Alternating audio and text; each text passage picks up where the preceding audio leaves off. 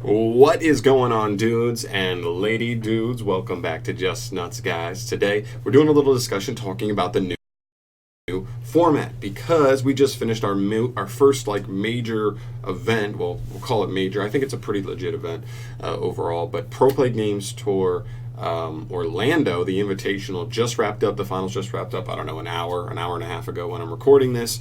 And I wanted to go over top 16, how things turned out, and how the format seems to be shaping up, at least with this first big event. So let's just start at top 16, okay? We got 9 spirals. Now, this is a lot of spirals, and I think spirals are legitimately good, but also keep in mind, spirals were over twice as represented as the second most represented deck, which I think might have been Salamangreat, might have been Orcus, those two are up there. I don't know, but it was very represented, but 9 still made it into top 16, which is a pretty big chunk when you look at it. Next up is 2 Altergeist. By the way, Altergeist did end up taking down the whole thing. Shout out to Pac Pomornset. Hopefully I'm not butchering your name too bad. And then Michael State did end up in the finals. He's a pretty well-known player as well. So congrats to both them, at least for making it to the finals, and Pac specifically for the win. But yeah, Altergeist coming away with the win. 2 of them made the top cut. 1 Lunalite, 1 Cyber Dragon Orcust, 1 Goki, 1 Dinosaur, and 1 Salamangreat. Now, I think this is very different from what a lot of people were expecting to see. I think a lot of people expected to see more Salamangreat than there ended up being. I think a lot of people expected to see Orcust in some capacity. I mean, all I heard since the ban list was Orcust is still good. Orcust still plays. And apparently it plays in Cyber Dragon, but I don't know about Pure Orcust if it really holds up like it used to. The other big one is sub-tiers are not here. A lot of people talked about sub-tiers like Altergeist, that they are right there with Altergeist when as soon as those decks that were really just kind of too powerful for it, or it was built to kind of match them with anti-meta type stuff, once they lost their power, those two could rise up. We see Altergeist here, but no sub-tiers, so that's interesting.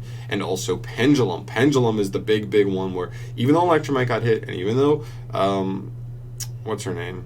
Servant got hit, everybody talked about it's good. It's still good. That's not enough. You can still play the super heavy spell counter variant where you don't even really worry about your pendulum summon. So it takes it doesn't even utilize Electromite that much anyway. So that's not even a big hit. And so all I heard was that pendulums were still bomb, Orcus were still pretty bomb, Salamangreats are bomb, and all we have is 1 Salamangreat in here. That's crazy. That's kind of crazy to me. So super interesting, different top cut. I'm happy to see it. I'm happy to see Dinosaurs made it. I know some people talked about Dinosaurs being really good coming up there. Goki is the weirdest thing in top cut. Let's just be honest. I believe it was a pure Goki list because there was something, I believe when I watched some of the Pro Play games, I did see, I believe, this guy's feature match, and I think his name is Steven. He said spirals do not have an out to the new Goki Link 4, and it's something it's kind of like a towers monster, I think, something like that. So that was pretty much it. Is if you can just get to that Link 4, which most of the spiral lists were maybe playing Droll in the main, and most of them weren't playing any other hand traps. So as long as you can get through Droll and get to it, they just kind of lose. And so, that was kind of the whole strategy there. And I guess it worked out for him because he made it. I don't think he made it past top 16, but still, you got to give him props for at least making it there. Like I said before, Cyber Dragon Orcust, this deck hadn't even, before Orcust got hit, hadn't even been, doing that well. So it's interesting to see that, even without Harp, this variant of the deck not even going pure Orcust to support the lack of power lost by Harp, can still get it done. So I'm curious to see his list. Curious to see what the Lunalite player is really striving for, because he does not have Azathoth anymore. So I'm curious to see where his list is. And I mean, I don't know. The big story here is that spirals were just as good as people said they were going to be, and that's interesting. I know there were 3 main types of lists for spirals. that people were mainly looking at. There were like three main variants, like three categories that most of them fell in. The first one was just more of a pure variant, like more cookie cutter variant. That's Michael State, the guy who made finals, was playing a more cookie cutter variant. I tend to lean towards that variant more than the other two. One was an extravagance variant that was being played by like Aaron Furman and some other players. I thought that was better. It's risky with the extra deck, of course. Like if you do have a really bad extravagance, you can just lose on that. If you do hit like all three of your double helix, that might lose you the duel right there by itself. And then the last one is scraps. That's right. The last one is a scrap engine where you're playing like Recycler, you're playing the Golem and Scrap Wyvern in the extra deck. That list seems to be a little more normal summon reliant, but still like it's still very powerful. But I heard that you can draw multiple normal summons and kind of brick on that in a deck that already tends to brick. I saw that a couple times over the weekend.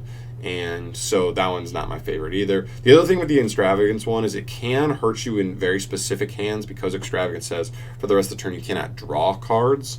That's something like if you draw and you have a Magician's Souls, and the only way that you unbrick your hand is by using Magician's Souls' second effect to send spells and traps from your hand to the graveyard to draw. Well, you can't, because you can't draw. I believe you can't even activate it in that situation, so you can't even send those out of the hand, and so you may stay bricked in that situation, which could be tough. Pun intended, Spyral tough.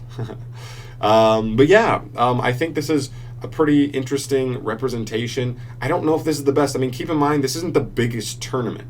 I don't know exactly what the count was. I'm assuming it's somewhere around 200 for the overall showing for the tournament. It is an invitational, so only invited players can show, so it might even be less than that, honestly. But they are usually higher level players here playing. I think it's interesting. Like I said, the missing ones, Subterrors, Pendulums, and what else? Orcus. Those are like the three big ones that are not here at all. I'm not saying that none of them are good, but I'm just saying it's interesting that none of them can make it in a top cut. Even the fact that one Salamangreat, I expected like 3 or 4 Salamangreats in top cut, and we see there's only one. So really, Spyral seems like for now it's the deck to beat. We'll see how that continues. I'm sure a ton of people, you're going to see side decks just anti-Spyral straight up. You're going to see extra decks, or every side deck or main deck with 3 draw. You're going to see, I don't even know what else. Like, is Nibiru that good against Spyral? I imagine it would be. They definitely summon 5 times in a turn.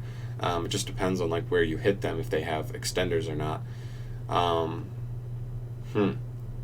Wild. I mean, really, really weird tournament, but you know what? I'm happy for it. I'm happy Altergeist won, even though 9 Spyrals go into top cut. I'm glad one of them did not win, because I just think it's more fun when an underdog wins there. So we'll see where the format goes from here, but it seems for now Spyral is the deck to beat. So just want to give you guys an update on how the first big tournament after this huge list, because it's been a while. Even when we've gotten lists, they haven't changed that much, and this is the first list we've gotten that like truly mashed a lot of the decks, and so there was a huge shakeup. Spiral's got the buff with like the new Magical Hero set and Magician's Souls and stuff.